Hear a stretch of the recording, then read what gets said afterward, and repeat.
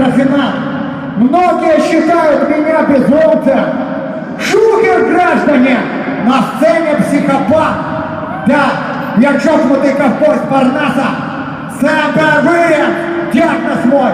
Я заарканил гордого Пикассо, и мы несемся над огненной землей. Аллилуйя!